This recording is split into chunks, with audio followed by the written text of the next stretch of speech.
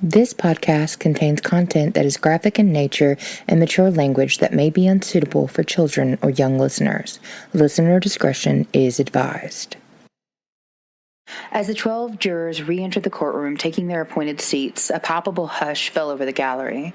The family, breathless with anticipation, unconsciously drawing deep breaths as they scrutinized each juror's face for a hint, just a small clue to the imminent decision. A mere 90 minutes had transpired in the deliberation chamber. The fate of the man standing stoically at the defendant's table hung in a precarious balance, the culmination of a nearly 2-decade-long hellish journey for the family of the victim. In the gallery, hands interlocked, hearts raced as silent prayers echoed within their thoughts. The impending verdict, a beacon of resolution, pressed upon them like an unrelenting anchor. Every second felt longer than the last, magnifying the gravity of their wait for justice that had already endured the test of nearly 2 decades. Join us today as we embark on a riveting journey through the enigmatic and convoluted tale. Unveil the layers of this captivating narrative with us as we delve into a saga that transcends time and resonates with the echoes of justice seeking its rightful place. This is episode 15, The Cold Case of Courtney Coco, on today's episode of CenLAw.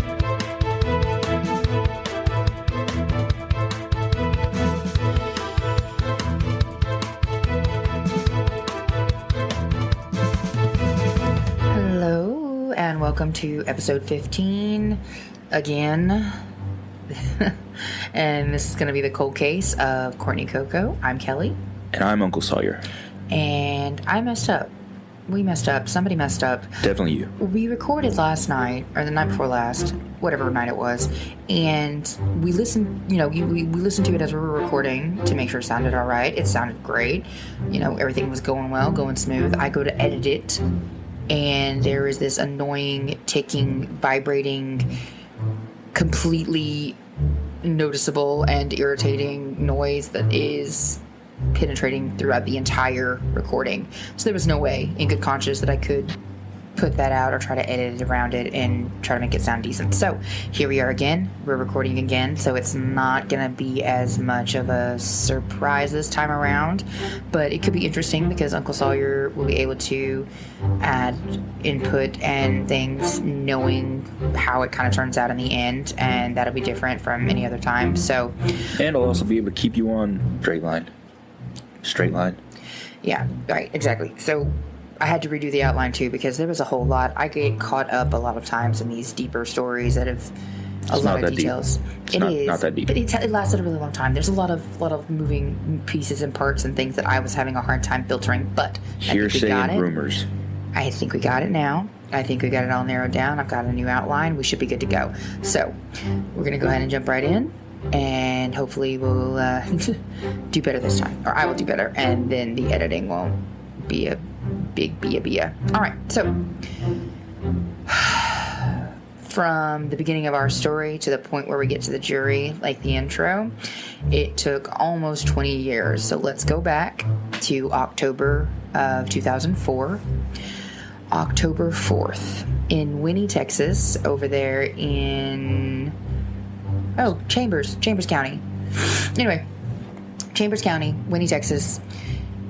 Gentleman on a tractor is going by like an abandoned building off the side of I-10, and he sees... Not off the side of I-10. Whatever, on the side of I-10. No, yeah. It's about 20 miles away from I-10. They said that there's an easy on-ramp right there onto 10. Yeah, onto the road. Whatever. It's still a ways away. The way they made it sound, it was like right there on I-10. No. Like you get on I-10 and you can haul ass. You can. Okay. But it's several miles before you get to where they were down the road. Okay. Well, anyway, so we're near I-10. It's Farm to Market Road, something or another, and guy on a tractor drives by this abandoned building that has been there for a while, apparently. FM 1406. 1406. So, abandoned building, the guy that was using it, he was a construction guy, but he died, and so it just kind of like started to waste away. Nobody messed with it, and so there weren't any doors or anything, and he could see a body inside that building. So he immediately called the police, and the detectives roll out to the scene. They find a young woman, severely decomposed, wearing only a purple LSU t-shirt and was naked from the waist down. They could see like a thin layer of dust and dirt across the ground or on the floor where she was found. She was on her back with her knees up on her back, and her legs were kind of open, and again she's naked from the waist down, so it was very vulgar in positioning. And they could also see like a couple of shoe prints in the dirt and the dust, but other than that it wasn't really too disturbed. I think one of the records says that it you could tell that she wasn't dragged because the disturbance was very minimal. And there was only a couple shoe prints, so they don't know who this lady is. She has no card. She has no identification. There's nothing to be able to say who she is or who she isn't. When the crime scene people go ahead and come out, they do locate a ring on her finger that is a class ring from the class of 2003 from Alexandria, Louisiana, and it's got a name on it. So one of the detectives calls up the Alexandria PD and asks them if they have any missing persons, you know, that fit this description with the name that they found on the ring. And, you know, he looks in the system, doesn't see anything, and he's like, you know what, I'll look up this name and see if I can find, you know, this girl. Maybe somebody hasn't got around to reporting her yet, or maybe they just don't know she's missing. So he starts calling, and he ends up calling Miss Stephanie Bellegarde, whose daughter was 19-year-old Courtney Megan Coco. And she gets a call on October 4th. I think it was mid-afternoonish, and they asked her if she knew where her daughter was, because they had found a body in Texas about almost 200 miles away from Alexandria, and they had found a body with her daughter's name on her graduation ring on her finger, on this dead body. And Stephanie was like, no. I just talked to her a couple days ago. She's dog watching for us. We're squirrel hunting. I mean, she's had a couple burglaries at her apartment in the last few months. Somebody had to have stolen her ring, and that's what you're finding. It's not her. So she immediately hangs up and starts calling Courtney, and she's not getting an answer. She's not getting an answer on any text she's sending. She immediately calls Courtney's older sister, Lace, and asks her when the last time she's spoken to her. It's been a couple days. And then she's, full-blown panic mode. And so at this point, they're starting to kind of get that sinking feeling in the pit of their stomach, and realizing that nobody's spoken with her in at least 2 days. So when it all comes down to it, they eventually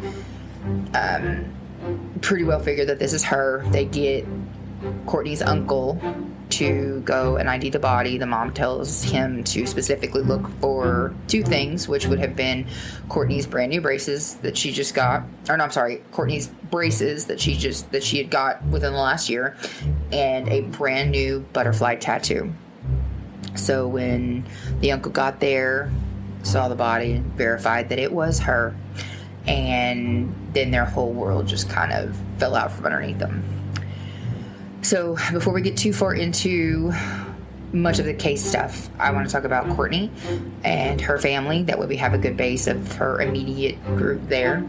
So Courtney, like I said, she was 19 years old. She had graduated the year before in the class of 2003. And she was starting at Northwestern in Natchitoches, Louisiana. And she was a criminal justice major. She said, or things that were said about her as a person, was she was quiet, shy, and polite, and that was from her family side. In high school, she did cheer, softball, gymnastics, and everybody that said anything about her, was just always very kind, very caring. Her immediate family, her father, she was her father's only biological child, and her dad died when she was 9. So she's a freak. A little bit. We'll get into that in a minute. that was his only biological child. When he passed away, when she was 9, she got an inheritance, a good chunk of an inheritance, good money, which paid out in like a lump sum every year, and then every 5 years it doubled. So she got these all the way up, and her mom had control over that until she turned 18, and then it went straight to her.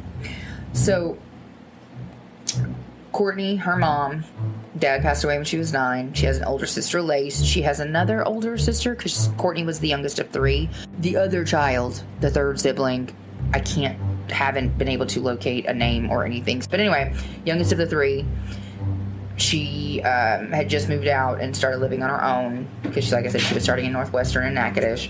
And once they identified the body, I think they kept it in Chambers County because initially they weren't sure if the murder had occurred in which jurisdiction. So they didn't know if she had been killed in Alexandria and then brought to Winnie, or she had been killed in Winnie and just left there, or they didn't know what had happened. So they had to get the autopsy done. So her,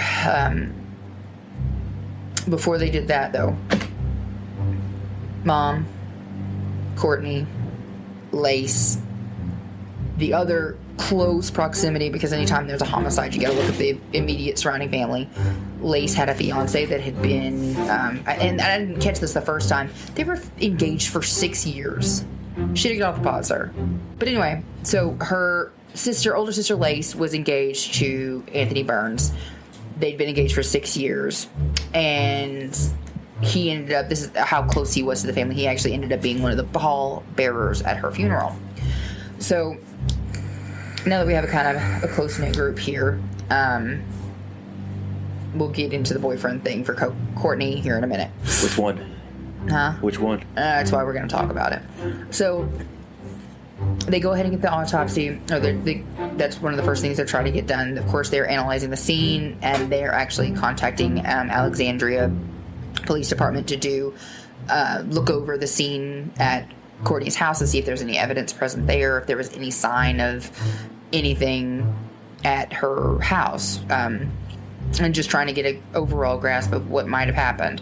So body gets sent off to be autopsied. They're trying to look for the evidence at the scene. Once they get they're trying to figure out, well, now they realize from the family and everybody else that they can't find Courtney's car.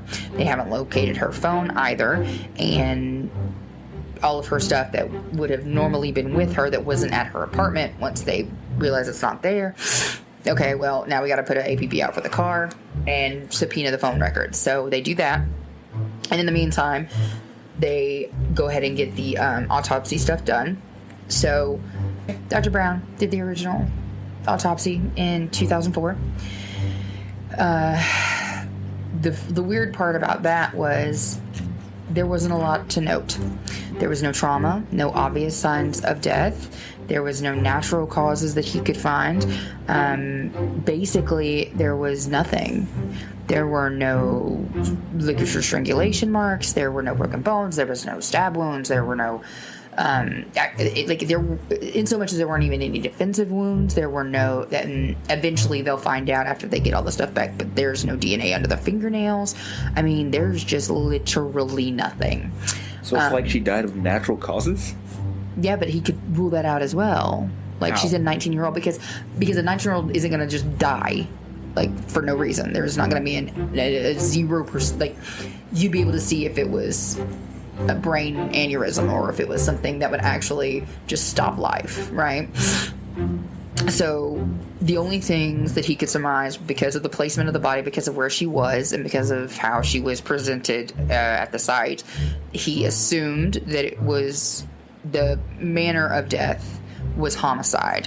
The cause of death was undetermined, but leaning towards asphyxiation and or smothering. So a couple of reasons, specifically the stomach contents. He found a wad of bubble gum and a 19-year-old in their normal state would not just swallow a wad of bubble gum. We've grown out of that at about 8, Yeah, 7, because 8. everybody's mother tells them the same thing. If you swallow your gum, it's going to stay in there for years and years and Myth years. busted. Which also isn't true. Right. But you still listen to your mama. Right. So when the toxicology comes back, they do... Okay, so he had to use the spleen because of the decomposition, right?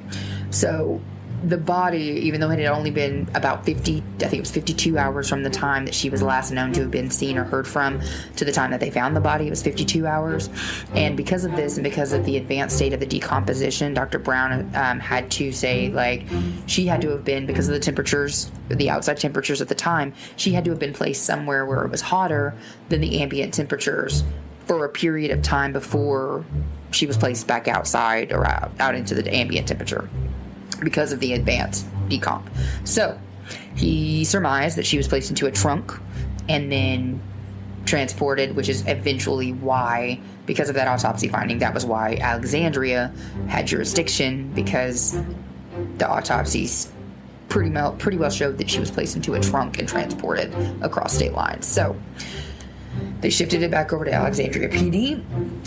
Detective Green took over the investigation for Alexandria over here, although they did work kind of tandem with Chambers County and the Texas Rangers office over in Winnie and Houston area to be able to continue the investigation on that side. So after they get the autopsy done, they ship that back to the family, and the family gets to go ahead and go through the funeral, all of that. And like I said, Courtney's sister, her and her fiance, the fiance was one of the pallbearers, and the mom and everybody, they're all just kind of broken and shocked. So Lace and what's his name, Anthony? Mm-hmm. They're trying to work through this just shock, because how many questions do you have at this point? It's bad enough that you have this stab of the heart that your sister's dead, but now, why was she that far away? Did she drive over there herself? Did she get kidnapped? Did it accidentally kill her? Your mind can run for days, or you can just go completely numb. I don't know. I've never, and hopefully we'll never have to be in that position, but I can imagine how crazy this time period was for them. Well, yeah, you don't have a sister. Yeah, no, I don't have a sister. You're close, but... So... Just because I'm pretty. Remember they had sent off for the phone records? Well, the day of the funeral, they actually got those records back. So the phone records show that the last outgoing communication or any kind of communication or ping happened on October 2nd at about 4:30.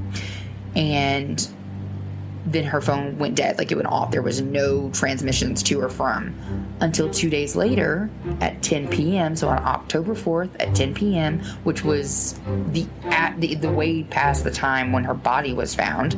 Okay, so 10 p.m. phone comes back on and it's pinging off of towers in Houston, Texas. So they gear up. They tell the Texas Rangers and them over there, hey, we're getting these pings. We're going to shoot this information over to you. Do you think you can track this down? Yeah. So they go to do that, and they eventually do actually find the phone and the person using the phone, and it's a 15-year-old juvenile who says he bought the phone for $10 off of 2 guys walking down the street that he's never seen before, and he thinks the one guy's name was Red. One was tall, one was short. That's all they got. So that's kind of a dead end. Now, they've still got the car out there somewhere, and the car was a Pontiac Bonneville, a sedan, and they had license plate numbers and all that, and they put an APB out, and they put it out in the news that this girl's body had been found. This car might be in connection. If you see it, call somebody. So they put that information out there, and they're just waiting to see, and they're continuing their investigation on the home front side of it. They go to the house, and the initial sweep, they look over everything. There's no forced entry. They actually have to break a window to get into the house because everyththing's locked up tight. There's no real disarray outside of normal living messiness, and there's I think a trash can was turned over, and the mattress was askew on the bed, and the headboard was had fallen over, and somebody had just been getting freaky. Maybe. But, I mean, really, that was it. There was a lockbox under the bed, but it didn't look like it had been tampered with, and there wasn't any significant amount of money or anything in it anyway. And, you know, there just wasn't a whole lot. There wasn't a whole lot to go on. They did find, like, remnants of weed in the living room from where the last night she was there. Because now they've got all this stuff and they're looking at the scene, and obviously there was more than one person there. So they see this stuff and they're like, okay, well, let's go and talk to people and see who saw her last, who talked with her, who interacted, and all that. So they go and they're talking to all of the friends, and there was a couple people there with her that night, a couple, boyfriend, girlfriend. Another guy had stopped by with a friend of his, stayed for a couple minutes, and they had just been playing dominoes and, smoking some weed and just kind of hanging out. They're doing all of these interviews, and they're ruling people out, you know, based on alibis, based on, you know, different testimonies or statements from each other that are corroborated and what have you. And they actually can see, they think they found some video from one of the gas stations where Courtney is going and buying whatever. And basically they just come up with a lot of dead ends, you know. There are a multitude of men that are in Courtney's life. Her mom said she had like one steady boyfriend, which his nickname was Jitty, Jitty, Jitty. But even he had another girlfriend, and they found out that the call at 4:30 on October 2nd, that was actually to the landline of Jitty's girlfriend's house. Yeah, it's and that's just scraping a little bit of the surface there. She had at least 2 or 3 other gentlemen that she was engaging in sex with at the same time period, and they worked through everybody. You know, they got all of the different testimonies and statements from everyone and pretty well marked everybody off the list, and they didn't have any other leads, really. There wasn't anything to go off of. So after they release all the information about the car, they eventually get a couple people from Winnie, Texas themselves, and she remembered seeing a vehicle that looked kind of similar to that around the same kind of time. And then, you know, there's another gentleman who said he almost got hit by a car that was pulling out from where that abandoned building was around that same time. But when the Chambers County Sheriff's Office took their statements, the dates didn't really add up. They thought it was a little bit too soon. Like the date on the written statement said it was like September 27th, and Courtney had still been alive then. So they kind of got pushed to the bottom of the pile, right? So I want to say it was like October 11th or 12th. It was the 12th. October 12th. The car was found. They got a hit on the license plate and everything, and they go find out that the car has been in Houston the whole time, pretty much since the day her body was found, and it has been being used and rented for drugs. So basically, if somebody wanted to use a vehicle, they would just bring the guy drugs, and he would let them use the car for however long, or I guess however many drugs they had. That's how long they got to use the car. I don't know how this works. But they did get the car, they confiscated it, and what's crazy is that even though it had been 8 days, over a week, that the car had been missing, all of Courtney's stuff was still in it. She worked for a dental practice with her sister. She had actually quit 2 days before she went missing, but her lab jacket and her badge were still in the car, like still just hanging out in the vehicle. All of her other stuff was just like they were there. Her notes, her stuff, all were still in the car the same day. They processed everything. Don't get a whole lot. I think they got a hit on, there was a stain in the trunk that turned out to be Courtney's blood, and then a DNA, like a touch DNA from another one of her ex-boyfriend, past relationship, past sexual partners.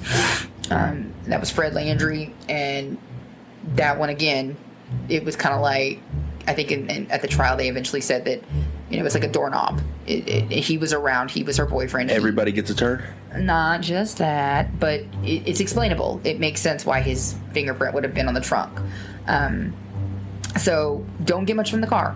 Don't get anything really from the car. So you've got a phone that gets you nowhere, a car that gets you nowhere. Except for a place that might have been hot enough to store a body to make it decompose that much. Right. Other than that, that scientifically that makes the most sense. That's really the only way that in 52 hours you can be as decomposed as that, to not even have enough blood in your system to be able to run a tox that you have to use the spleen. So and honestly, it's kind of gruesome, kind of gross if you guys don't want to hear this. He actually picked the spleen and had to like squeeze it to get enough blood out of it to be able to run toxicology. So yeah, that's how bad that was.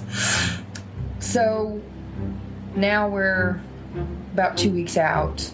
They are doing investigations into everybody. They find out interesting things, but nothing substantial. They hear about the money. They hear about the inheritance, that she had just got a lump sum of $20,000 in June. But when they talked to the mom about it, even though they tried to come back and, introduce that as maybe like a quote-unquote motive, that the mom was jealous that she gets all this money, so maybe she did something to her. The mom was like, look, screw y'all. I'm polygraph, give me a DNA, whatever I need to do. She was 100% cleared.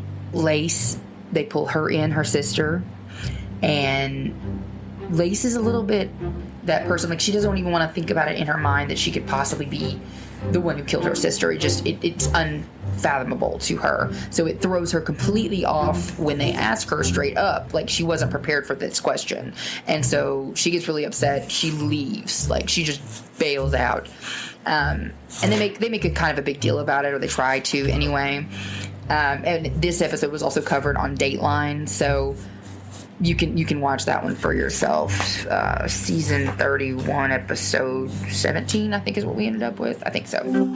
Hey guys, this is Kelly dropping in from the editing side. It is not episode 17, it is episode 27. So it's Dateline, episode 27, season 32, Who Killed Courtney Coco.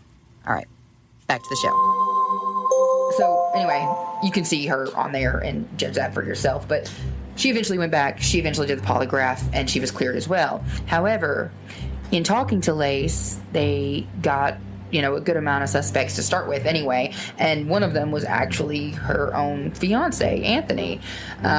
She said she had been suspicious of Anthony and her sister being having an affair, and she had she kept noticing that they were both gone at the same times. And then one time her fiance accidentally butt dialed her, and she swore she heard her sister's voice in the background, but she said she had asked them about it. They'd always denied it. And this wasn't the only place that they heard, that the officers, the detectives investigating heard that might have been a thing, that they might have been having an affair. And when I say that Courtney had, but let's go with promiscuous tendencies, and I don't mean that in any kind of, we're not slut shaming, we're not doing any of that. All I'm saying is that when I was doing my map of people, there were at least 6 to 7 different people on that, just in the one little circle, admittedly and knowingly had sex with her. And she, at 19 years old, it seemed like a lot, but then, you learn that her dad died, and her dad and her were really close, and it kind of broke her a little bit. You try to fill those gaps. Oh, why not holes, I'm Kelly? not doing that. Sorry. When are you going to say holes? I'm not going to say holes. So you try to fill in that void that love left, and it happens. So no slut shaming, just it is what it is. Yeah, we love sluts. Right, we do, absolutely. Especially me. Yeah, sure. So the detectives have their work cut out for them, at least initially, trying to get everybody cleared and try to figure everything out. And they do their due justice, but they don't do a very good job, though. Apparently. You can say that, because the red, they never identified. He was a true red herring, because they never actually identified who that was. I told you who that was. I know, but we'll get there. And then the circles of people that they went around and tried to, dig through and all of that, they never got any actual viable suspects. Now, about a year and a half after the murder happened, they got a call, and it was kind of mysterious, and they said, follow the money. So again, they're going to jump back into this inheritance thing, thinking that this might be a motive. And again, they do their due diligence. They can't really see any line where any of this would go, but there were rumors floating around that maybe Lace and her fiance had killed Courtney off for her money. But there was never any substantial evidence of anything Lace like that. Lace didn't get any money out of this deal. Lace didn't get anything. And the fiance, Anthony, that may or may not have been having an affair with Coco. They stayed together for a little bit after that, but they ended up breaking up and not ever actually getting married. And, you know, so Lace, when she gave her statement, she said that she didn't actually know where he was that weekend. She couldn't say for sure because they had gotten into an argument. He left, came back after 45 minutes, and then she didn't see him again until Monday. But there was a couple people that were in, you know, Courtney's life that had similar stories. Like, they couldn't vouch for it specifically, or they didn't know exactly where they were, but they had no way of proving that they were murdering Courtney and taking her all the way to Winnie. So just because you don't have an alibi doesn't mean you're going to be able to be proven guilty, because they have no way of proving anybody was anywhere. They don't even really have a way of proving that she was murdered. But they do. So, well, because this is still early aughts, so they don't have like the same kind of cellular triangulation stuff that we have at this point. I mean, it was still there. They just didn't have as good of handle and grip on using it yet. So, Lace didn't give Anthony an alibi, though. She straight up said, like, I don't know where he was. He didn't come back till Monday. There's no telling. He could have done anything. And then the different parts that were involved, like Courtney, she was smoking weed that night before she went missing. She was a little promiscuous. She had a lot of partners. Her boyfriends were not the best choices. Like, if my daughter were dating these fools, it would not... Uncle Sawyer would have a fun weekend. It would be terrible, because, like, the one that her mom actually called her... Or she called her future husband, her mom said was her quote-unquote steady boyfriend. He was a drug dealer. He had a very extensive criminal past. And at least 3 of the other guys that they spoke with in relation to Courtney, or having something to do with Courtney, they all were in and around the same circles, whether they were doing drugs, whether they had already been in prison.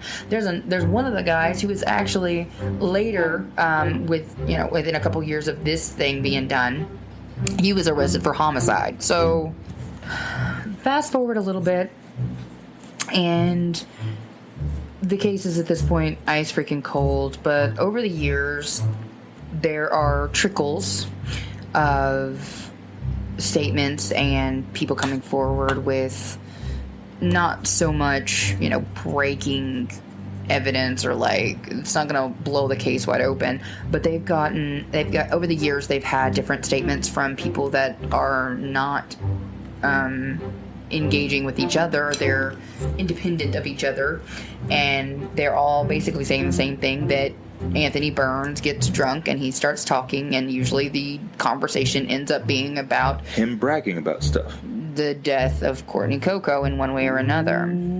So apparently he's in jail with a friend of his that he's known since childhood. In 2011 they share a cell, and he tells him that he smothered her with a pillow, and then he wrapped her body in a comforter and took her body and dumped it in Texas. Now wait, didn't nobody know about all that? Exactly. That's exactly right. So you'd have to be there when it happened? Right. So the knowledge of her body, the way it was found specifically, and how she died was never released. So they told them that it was homicide, but they didn't release the specifics of what they found in the autopsy, or what they didn't find. And then they never told anybody that she was wrapped in anything when her body was found in Winnie. So it was only the police force that knew these details. So the information that they were getting from these independent statements from these people that were around Anthony, and that wasn't the only one. That was the cellmate / friend from childhood. There was another one that was a girlfriend of a friend of Anthony's,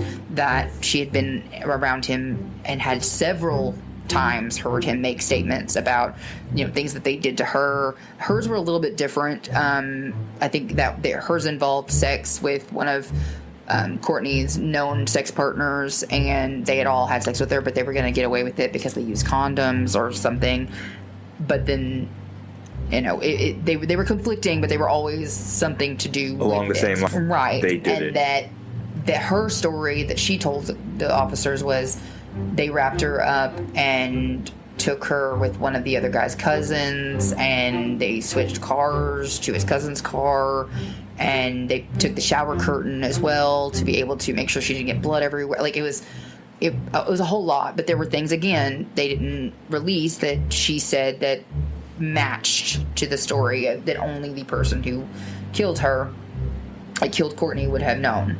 So slowly building, more suspicion, and they actually, in 2011, they actually officially name David Anthony Burns as a suspect. But again, there is no physical evidence. There's no way to tie him to the scene of the crime. Nothing. Zero zip nada. That's shitty. Yes.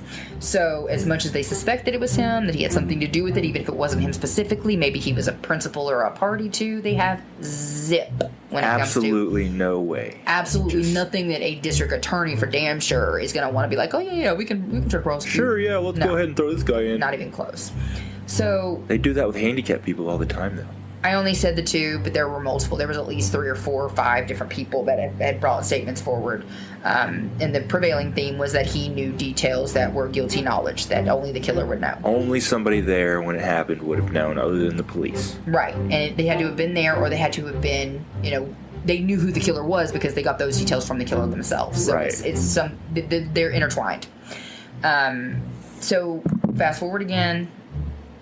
Or actually, we're going to rewind half a second, because in 2006, 2007-ish, Mom, Stephanie, her and the family this has already been 2-3 years at this point that they're having to go with no answers, no nothing, no updates that they can see. And the only update they get is we don't have anything. And then, in fact, the main detective that was assigned to the case, Detective Green, the mom straight up called the police chief in Alexandria and was like, I want him off my daughter's case, because she felt like they were not taking it as seriously as they could, and that not putting enough effort into it because of the circumstances with her not having the best boyfriend choices or sex partner choices and the weed and everything else. And she just felt like there was a stigma that was being placed on her daughter and her daughter's case, and she didn't appreciate it. Now, on the Dateline episode, you guys can watch this for yourself, he makes a comment about them, quote unquote, the family interfering in the investigation, and that sounded like a negative language to me that I wouldn't want a detective working on my daughter's case, to tell me that I was interfering. When you're not doing shit to help? Right. Yeah. When I feel like they're being inadequate. I can see that being a problem. Yeah, she was not happy about it. So he got pulled off the case. The police chief, on the Dateline episode, I think he said something along the lines, I've been sitting here for an hour trying to figure out how to fire you. Or something. Right, He didn't actually get fired. He just got taken off the case. Easy way to do it.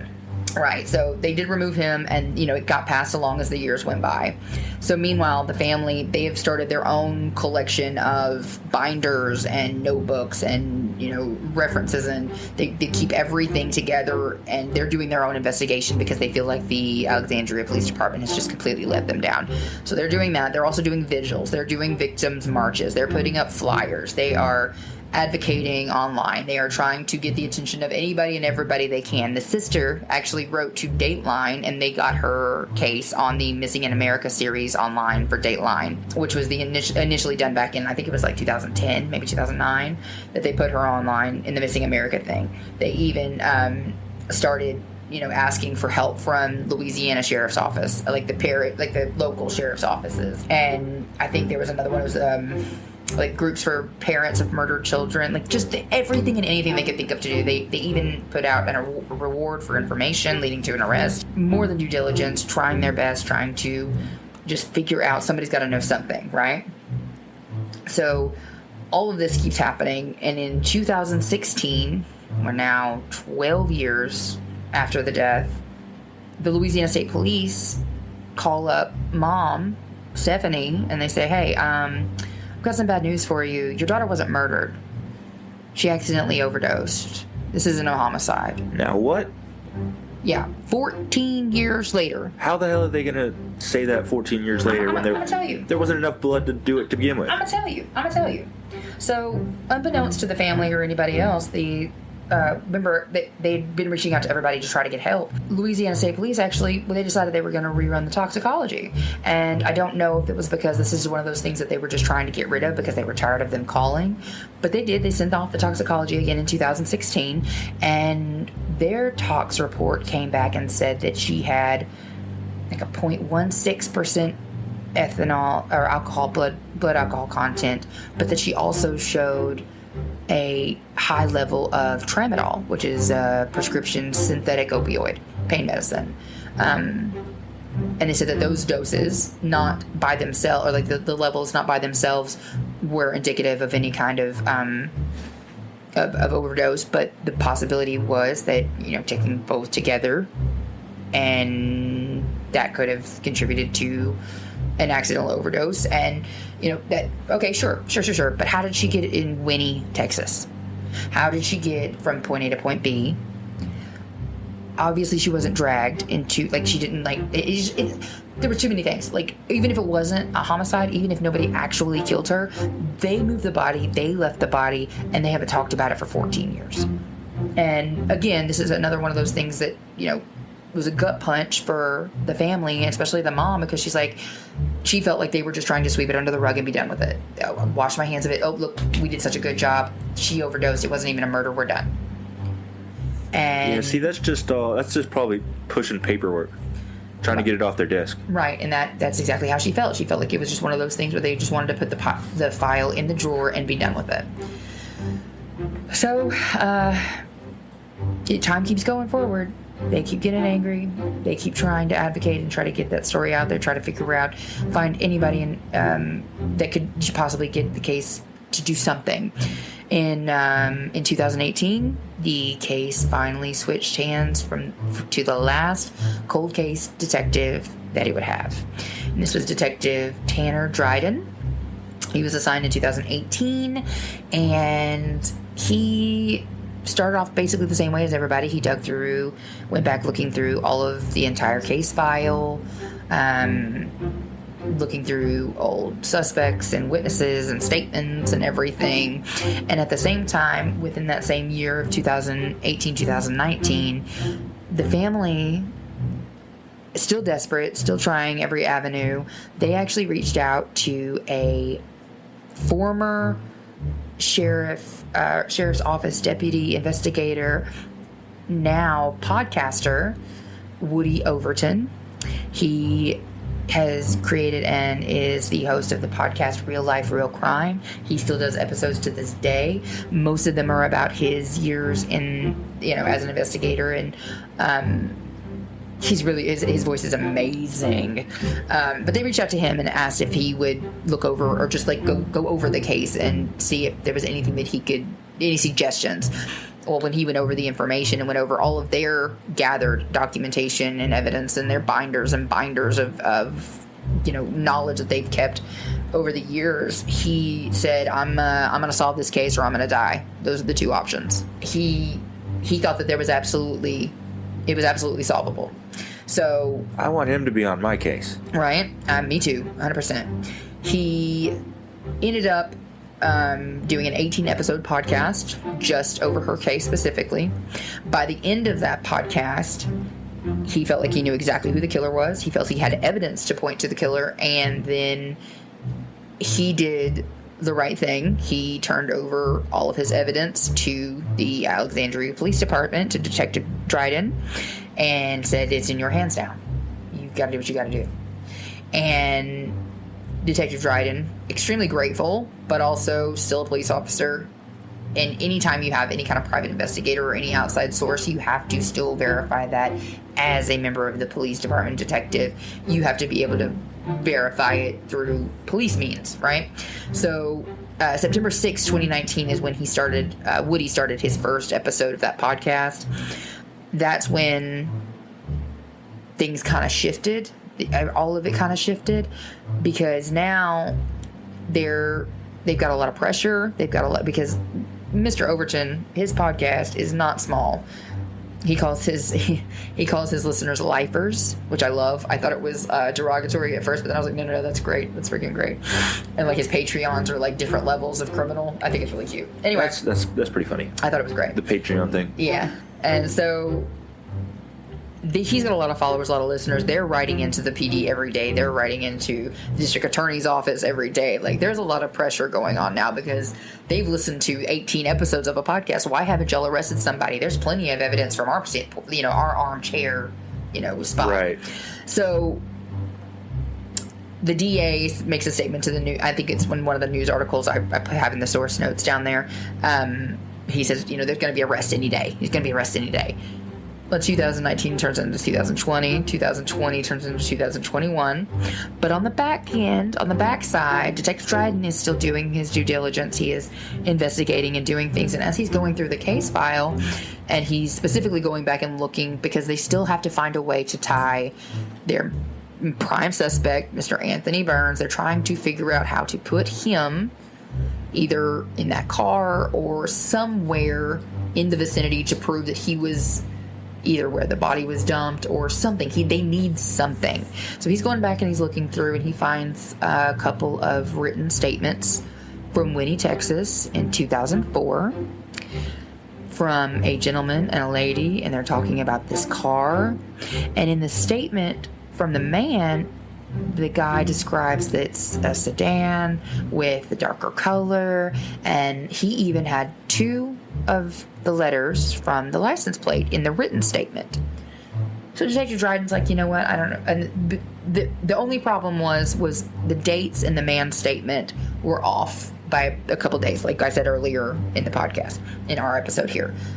Dates were a little bit off, but he was like, you know what the hell, I'm gonna go talk to him anyway and see if he remembers anything. It's 15 years later. I'm just gonna go see, So he gets in contact with him, and he remembers it just like it was yesterday. And there's probably a good reason for that. He's got a photographic memory.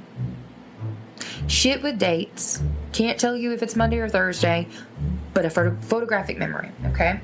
So, and he remembers the license plate specifically because the license plate had two of his initials, J.W., Jude Wilson. Never trust the Jews. So Detective Tanner goes over there to meet him, and he's talking to him about the whole thing, and he's like, do you think you'd be able to see, because they're talking about the situation, and the statement that Jude gave initially, Mr. Wilson, he said, I saw a car, there was a gentleman, he walked in front of the headlights, I saw him as he walked in front of the headlights of the car that was parked outside of this abandoned building.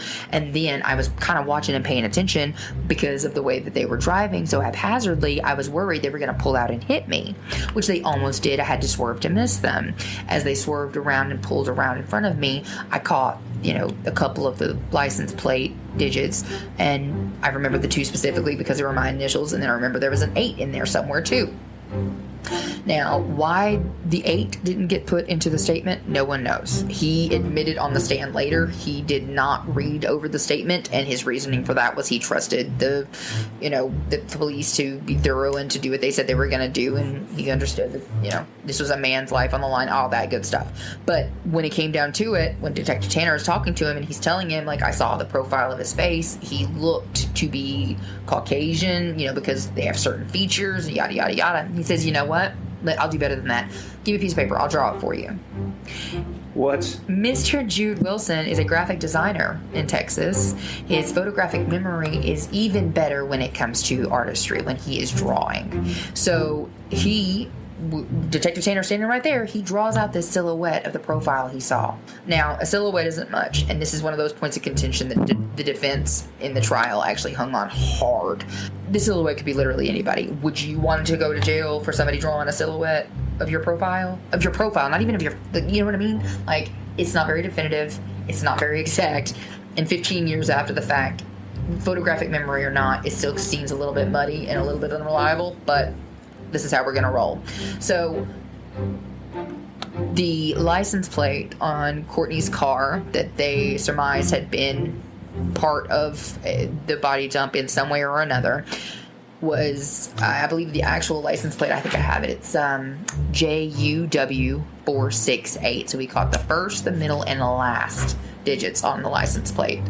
Now, this gives them the tie-in, right? So this is how they put Anthony at the scene, because they now get Jude and they ask him, they say, Detective Tanner asks him, hey, do you think you could do a photo lineup?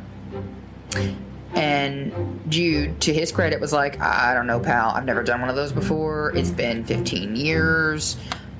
I only saw the profile, but you know what? I'll give it a shot. And if I'm not 100% or if I'm not, majorly sure, I just won't pick anybody. And he explains it later that, he in his mind's eye, he could turn the profile, he could turn the face to forward facing, and that's how he ended up. And he picked, believe it or not, Anthony Burns out of a 6-person photo lineup. Dun, dun, dun. Okay. Now, this gets more interesting later, and I'll talk about one of the witnesses. Because the first time we recorded this episode, I called that. Joe did. Now, they've got that kind of wrapped up. They've got the quote-unquote eyewitness at this point. So they go back to the DA, and the DA says, you know what? All right, let's roll. Let's roll with it. So on April 8th, 2021, they arrested David Anthony Burns, who at that point was 46 years old, and they took him to jail and set his bond at $500,000 for second-degree murder. The grand jury came together on the 13th of April, 2021, and they did get a true bill for second-degree murder, and onward with the legal circus fiasco, all of the things. They had millions of motions, in my opinion. Millions. Probably not millions, but there was a ton. They had motions, they had writs, they had all of the things. They were pulling out all the stops, getting all of the things, trying to suppress all of the stuff, which, I mean, in fairness, like, you're talking about the only tenuous, very smallest, slightest connection that they have for Anthony to be connected to any part of it is this guy who said he saw his profile in a split second in front of a headlight, and then a split second as he's about to hit his truck. I mean, like, if you're about to pull out in front of me, I'm not focusing so much on your face as I am where the vehicle is going to come into contact and trying to focus on that. You know what I mean? Yeah. So there's a lot of holes you can poke into these things, and if that's literally the only cat hair fine thin connection that you have, that I feel like that would be pretty easy to stab through. Anyway, so they start doing all this legal wrangling. You've got Special Assistant District Attorney Hugo Holland, who is the major lead attorney, district attorney on the case. Then you've got Johnny Giordano of the Rapides DA's office. You've got a quote-unquote defense team. Chris LaCour is the main attorney for the defense. Willie Stevens assisting and Randall Hayes assisting. And they, like I said, they go through the ringer with all of this. I think the indictment was on April 13th of 2021. Yeah, almost exactly a year and a half. October 25th is when October 24th was when jury selection started in 2022. Judge Mary Doggett, I'm not really sure which way to say that one. Doge. No, I don't think that's it. Oh, come on. Why not? She was presiding. And, they had to rule on a lot of different things, a lot of different motions. Pretty much every time they started the court day, they had to make sure there was nothing that they were going to bring up in front of the jury before the jury ever came out of the box. They started jury selection on the 24th. They finished on the 25th. They had 7 witnesses that they brought up on the stand. That included the cellmate friend that said, Burns had said he smothered her with a pillow and then wrapped her body in a blanket. The one that had all the details that only the killer would have known. Right. He was actually transported. They actually arrested him to be able to transport him to the trial because he was homeless and had a warrant out for his arrest. Like I said, not the best guys. The next witness was the Texas Ranger from 2004 that went to the crime scene. Chuck Norris? He was the one who actually helped track down the phone and the car. And he just testified to how she was found and how her body was placed and things like that. Dr. Brown, he's got a way longer list of things that he's good at. He had over 15,000 autopsies at that point in his life. That's a lot. Yeah. But he testified to all of the things that he found, no defensive wounds, no sign of trauma, so on and so forth. He also testified specifically about the 2 different toxicology reports, and that the use of the spleen fluid for the blood for the testing was not accurate, and medical examiners in his field did not rely on accurate toxicology reports from the spleen. They did it as kind of like a waypoint, specifically for just like the decomp and the blood alcohol content initially, but it was more for qualitative, not quantitative, which just means that it's not a good enough source to be able to say, okay, this is exactly how much was in her blood. So he basically discounted that's 2016 toxicology and stuck by his understanding of her tox report when he did her autopsy in 2004, and said that the majority of the alcohol in her blood came from the advanced decomposition, because when your body breaks down, the alcohol becomes a part of your decomposition process. So all in all, he testified. I still believe it was some sort of asphyxia, likely a smothering, but he did, concede there was no evidence of any kind of struggle or anything else. He gets up there, testifies to all that. He also talks about the way that the body was discolored on the one side, so she had to have been placed on one side and then moved to her back and put out into the thing, and the fact that she was in a trunk for the majority of the time because her body was way hotter than it should have been, and so on. Then the next one they had was Fred Landry, who was the guy they found the touch DNA on the trunk handle. They actually transported him from a mental hospital. Yeah, lots of good people here. He wasn't on the stand long. He just talked about the fact that, there was a reason for his DNA to be there. Yes, he had sex with her. No, he didn't kill her. No, he didn't really know much else. Detective Green, the original investigator that said the family was interfering, he got up on the stand to testify about his initial investigation and passing it along. And then there was another guy who testified about the crime scene investigation that he did and crime scene reconstruction stuff. So that was the end of the first day. Second day, they had 7 witnesses. The star witness, of course, being Mr. Jude Wilson. And the defense did everything in his power to try to tear him down and tear him apart, poking the holes. Obviously, the statements that he gave in 2004 and 2019 were conflicting because, he remembered all of a sudden that there was an 8 in the license plate. He also couldn't say for sure if he had seen the license plate on the news or not, because the reason that he went to the police office or the sheriff's office or called them and let them know about the car incident back in 2004 was because he saw the news report about the car being missing, and he knew that was the same one. And so the defense tried to say that, he knew about the license before he wanted to talk to them, so he just kind of put 2 and 2 together and then randomly picked the defendant out of a 6-photo lineup. That's not so random, though. Right, and you're about to find out exactly how not random that is. So, wonderful witness, and this was probably my favorite one, because I've never seen, in all of my true crime watching things, I've never seen them bring a math expert onto the witness stand. This was Dr. Charles Delzell, and I apologize if I butchered that, but that's what it looks like. He was an expert in mathematics, specifically in probabilities, and he testified that the subject, or the test subject, he created like a study. So he did a study on the probabilities, right?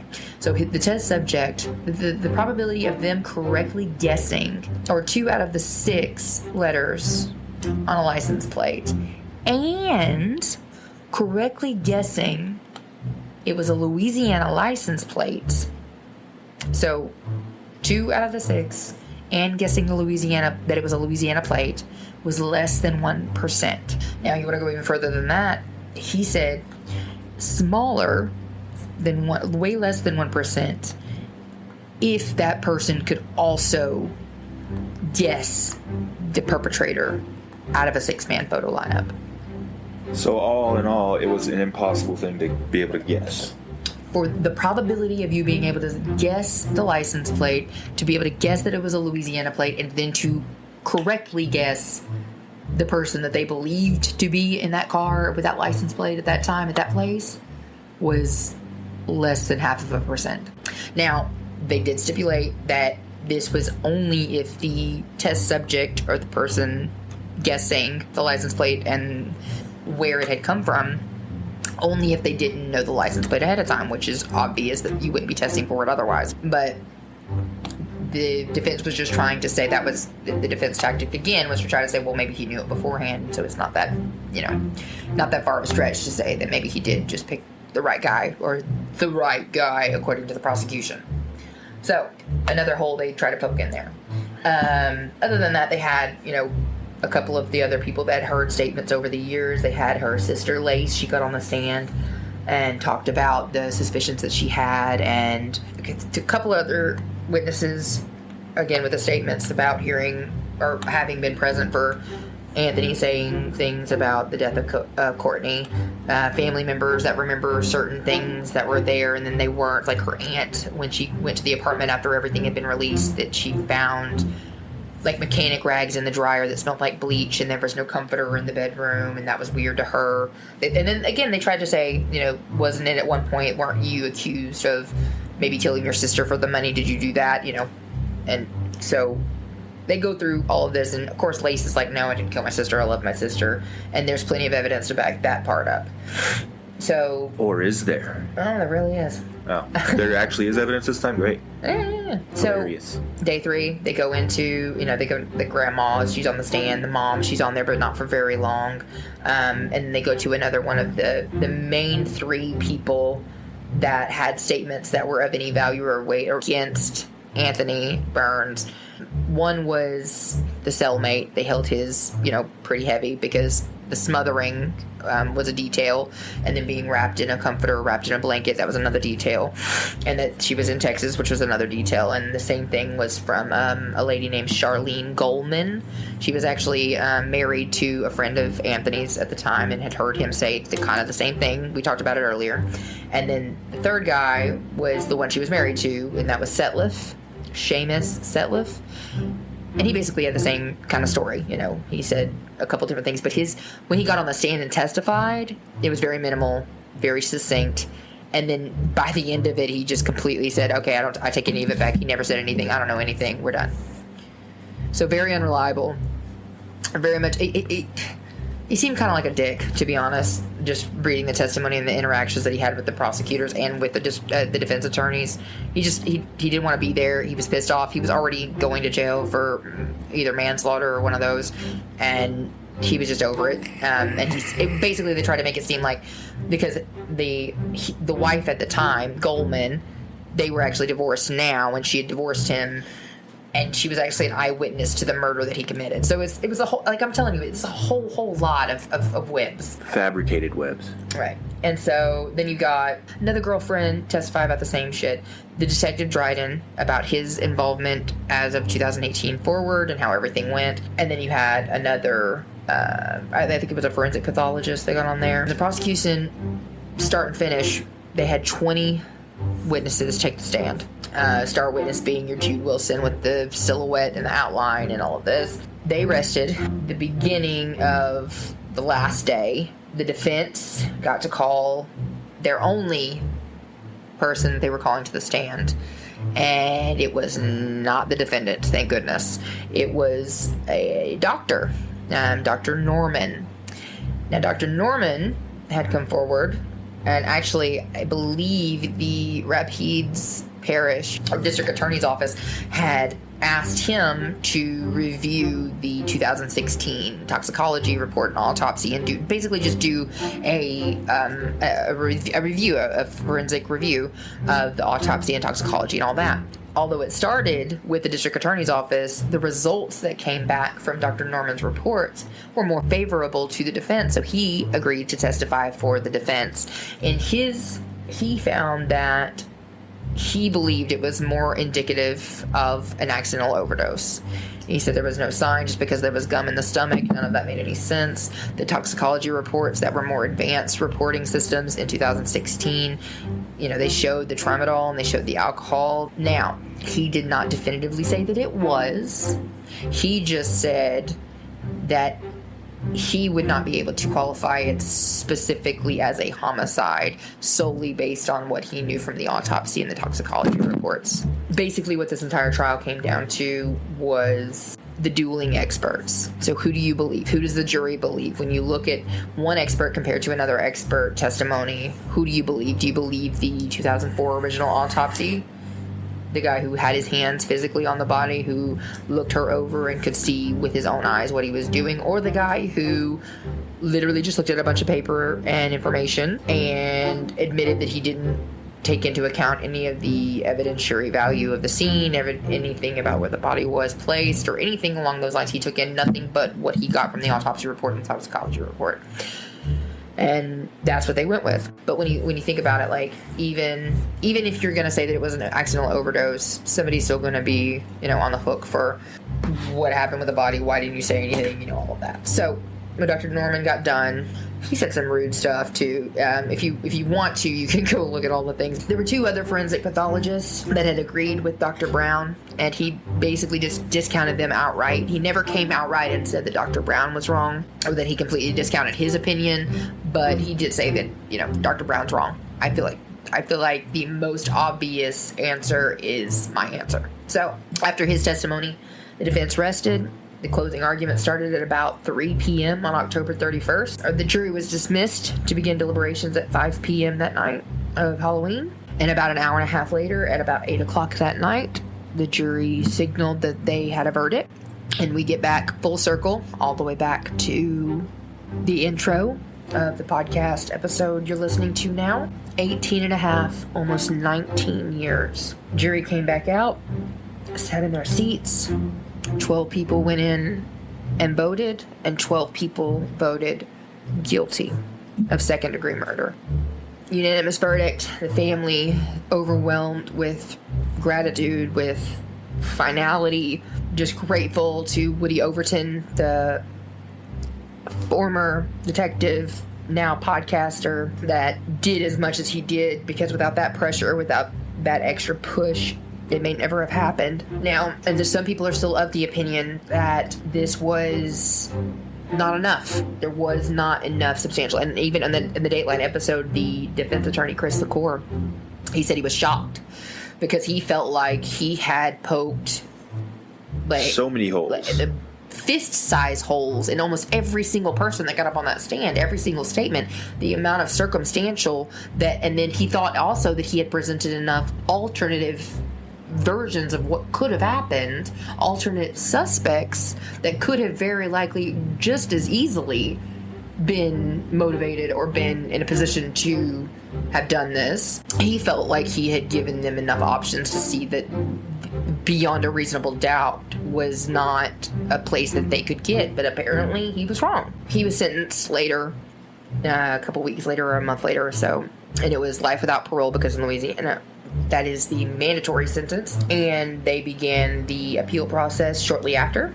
The appeal was filed as soon as they got done, which still would have been either the very end of 2022 or the beginning of this year. This is why I went ahead and decided to do this case, is because the appeal for his just came back from the Third Circuit Court on December 6th. So literally 8 days ago.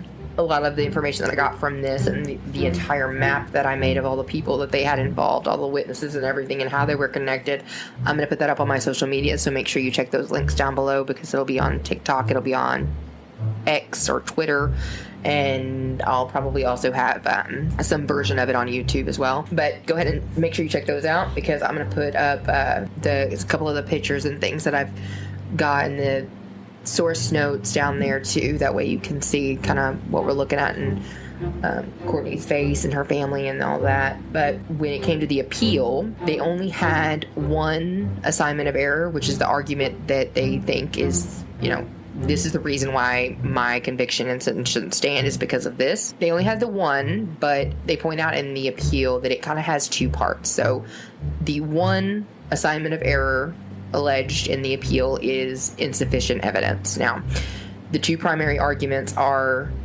that the prosecution failed to prove that it was indeed a homicide and not an accidental overdose, and that was one part. So they failed to prove that somebody murdered her, and even if it was a homicide, if somebody did kill her, they failed to prove that David Anthony Burns committed the murder or was a principal to it. Now, there are a lot of things that happen in an appeal. So many. They go through all of the different versions, especially in this one. This was probably like a 50-something page appeal answer from the Third Circuit, because they went through the entire trial witnesses. They went through the whole list. They went through and pointed out every single thing because there was just a lot, and they went in real depth with it. So they get to the part where they're talking about, why or why not.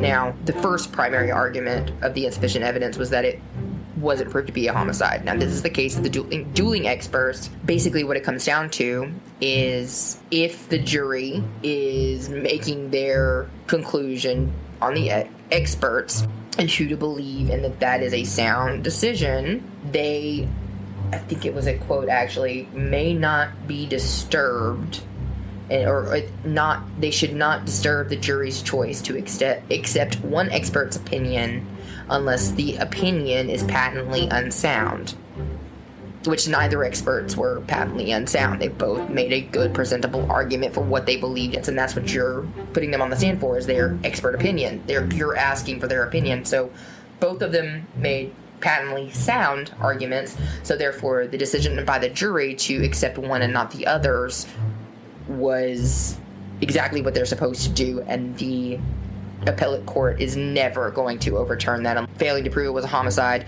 the jury decided to believe the expert that said that it was. So that one's... I mean, it had to have been, regardless, because she's not going to get up and walk her dead body that far away. But that would literally just be accessory after the fact, or a... Yeah, no, how else? How else? I'm just saying. That the apartment's locked up, all that other stuff? Come on. Look, no, that's why I agree with you, and that's why the Third Circuit Court is agreeing with you. So, the second part of that, if it is a homicide, the prosecution failed to prove that he was the one who did it, or that he was a principal to it. So now, the appellate court points out a few things.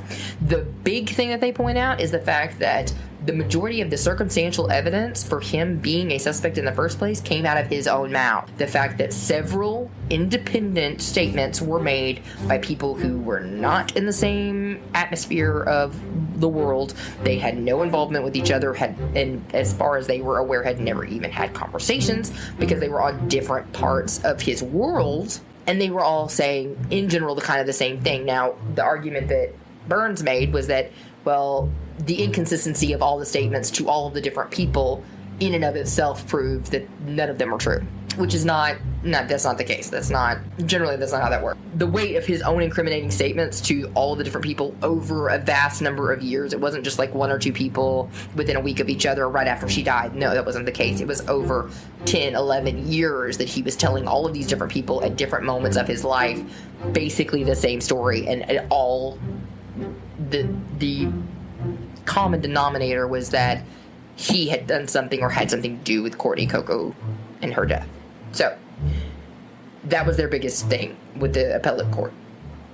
And they also said that, we're not going to discount the jury's decision because it, quote, explains the constellation of evidence aligned against the defendant. And that's how the jury's conclusion, it's the only one that you can come up with that explains all of the circumstantial evidence that was being presented against David Anthony Burns. So, I bet you can't guess what the appellate court decided. Yes, I can, because I already know. They upheld the verdict. As of this recording, Anthony Burns is being housed at Angola, and I'm sure he's going to keep bitching and moaning and complaining and try to get out. But go watch the Dateline for yourself. Go listen to Woody Overton on Real Life, Real Crime, and not just the Courtney Coco case. All of them. His voice is amazing. He tells amazing stories. He does a really great job. I really, really hope that one day someone will hear me and tell him that I would love to I don't even care if we do a podcast together. I just want to pick his brain for a minute. He's like the Louisiana version of Joe Kenda, and I am here for it. As far as the family and everything goes, they'll never be able to get over, and almost 20 years of having to do something and having to deal with something that takes a toll on people, it takes a toll on a family, and 18 and a half years of having a drive and a focus, and then have it come to a conclusion and be done. It's just, now they're gonna have to find something better to do with their lives. Even on the Dateline itself, they talk about how amazing she was and how they think about her every day, and it's really It's always really the quiet hard. ones. It's really hard to think about. Always you know. the quiet ones.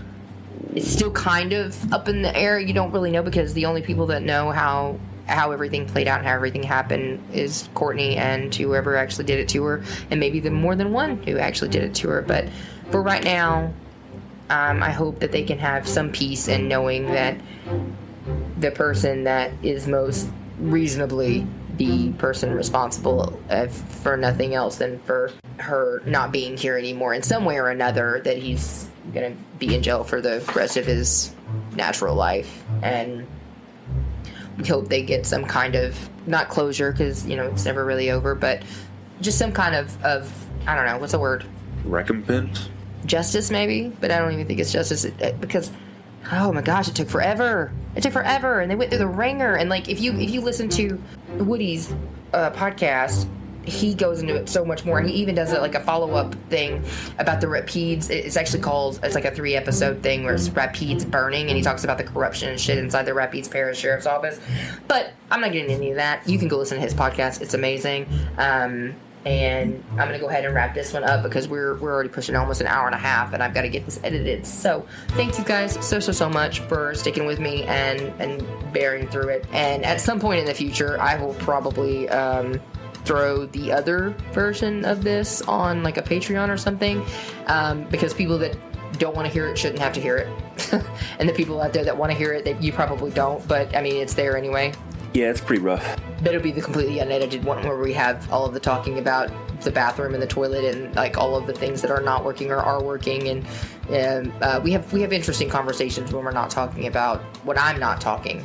So, which is hardly ever. Specifically about my cases. So thank you guys so much. Again, I appreciate your time. I appreciate you listening. I appreciate you telling people about me. I appreciate you following me either on TikTok or Twitter or just being a subscriber on YouTube.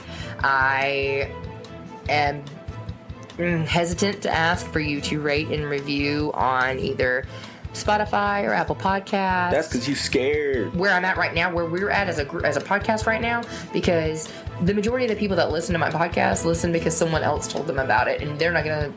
Who gives a shit whether you have a rating or review on it or not? They're gonna listen because of who told them. So just keep doing that for me. Yeah, and if people knew it was good for them, they'd listen because I told them. Yeah. Okay. So keep telling people about us. Keep sharing with people. I'm going to try to get the episodes set up to where over the Christmas and New Year's holiday, because we'll be going out of town at the beginning of January as well. So I'm going to try to get things lined up so we'll have episodes come out, and they may even be weekly. I haven't decided yet. How many more of these we got to record? No, this is just the one for tonight. Thank you guys. I love you guys. And you're welcome. If you have any questions, comments, concerns, you can always throw them on any of the social medias. And actually, if you download the app, or if you don't have a favorite podcast platform yet, the Good Pods app, you can rate and comment on each individual episode. So if you go listen to this one, say you're listening to this one on Good Pods right now, and you click on the episode. After you listen, you can go in and write a comment specifically pertaining to that episode and rate the singular episode itself, as well as rate the podcast and comment on the podcast as a whole. So if you have any questions or comments or anything like that, you can always go to Good Pods. You don't have to specifically go to get an app or anything, but it is on Google Play and the App Store. Got like feeds, and you can join groups. It's really cool. It's a really neat little, almost like a library for podcasts, but you can ask questions and do the things with it. So I thought it was really interesting. I'm promoting them because I think it's really cool that you can comment and rate each episode. Other than that, stick to what you're good at. What if you're not good at anything? We're going to throw a bonus episode at y'all at some point in the next few days, probably closer to Monday, because we're already pushing it now because we had the other technical difficulties, and it's just been a lot. And I don't know if you guys can hear it in my voice, and I've had to edit out so many coughs during this thing. Between the weather going from 29 degrees at night to 75 in the same 18-hour span, it's it's not fun. It's playing hell on all of the things. So I apologize, or you're welcome, depending on if you like it, if you don't. Either way, come back, come listen again, tell your friends. Wow, you're trying too hard now. I'll probably edit it out, but y'all take care out there. Deuces. This has been an Elf Audio production.